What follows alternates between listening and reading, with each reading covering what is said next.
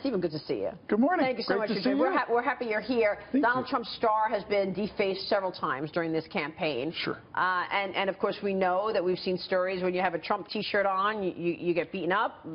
Somebody put somebody else's house on fire. Yep. What's your take on all of this? How vitriolic this has been? Well, I think, first of all, I think it's all good. I think meaning here in America, our ability to have differences and have the freedom to discuss all that and then have this intense presidential election, I think is all very good. I think the resonating thing for me that is causing the reaction and the support of Mr. Trump you're seeing is drain the swamp.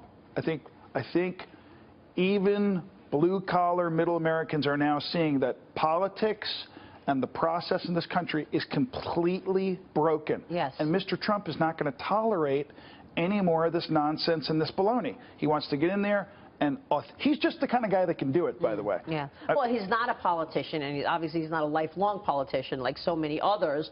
And it feels like this election has become just as much about jobs and the economy as it has about corruption and breaking the corruption. Absolutely. That's what's empowering people. Well, what impacts jobs in the economy is the corruption. Yeah.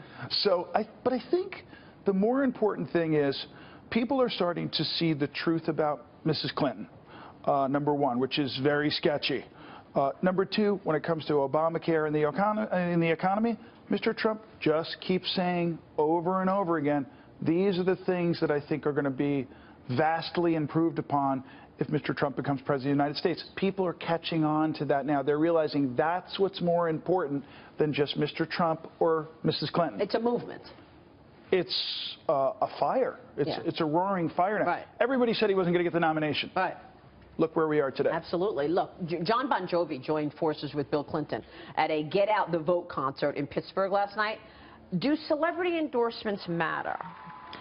I think so. Yeah. But what's fascinating to me is Hollywood, for the most part, is coming against Mr. Trump. Right. Obviously. You got Katy Perry. You got Miley Cyrus. U2, Bono. All these superpowers are getting behind Mrs. Clinton. And still, Mr. Trump is within that window of victory.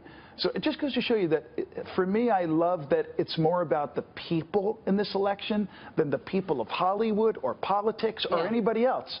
I'm excited that there's a potential here for the power to get back in the hands of the people. So how hard did you face challenge? Do you face pushback from your colleagues or friends in Hollywood because you're actually backing Trump? Maria, I was going to ask you, to maybe slap me around on your show today because I'm in a little bit of a Twitter war with my brother. But it's just, it's not serious. We're having fun. Yeah. We're having our opinions, et cetera, et cetera. I'm for Trump. Alec and Billy are for Mrs. Clinton. That's great. But for me, I'm seeing a sizable pushback. And when my brother Billy joked around and said, oh, my dad, if he were alive, he'd slap you upside the head for supporting Trump. And then the response to that went quite a lot of people were saying, take him out back, slap him around. Wow. Boy, those Democrats are so violent. Well, it's funny. I mean, Alec, your brother, has had a huge hit on his hands on Saturday Night Live during this season portraying Donald Trump.